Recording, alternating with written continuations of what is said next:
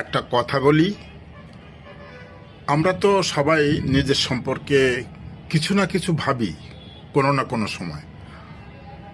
আসলে আমাদের কিন্তু বহু রকমের পার্থক্যতা রয়ে গেছে নিজেদের ভিতরে এক একজন থেকে। এবং আমাদের যদি বলি যে যেমন চেহারা আল্লাহ তাআলা দিয়েছেন, একই জিনিস চোখ মুখ কান সবার, কিন্তু এক একজন ভিন্ন ভিন্ন দেখতে।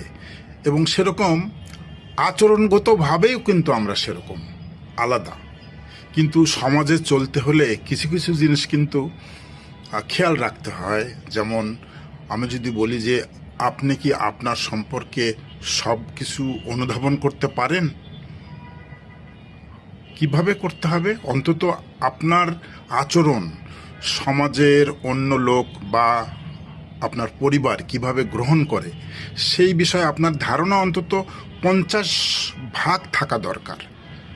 আমাকে দেখে কি লোকে হাসে?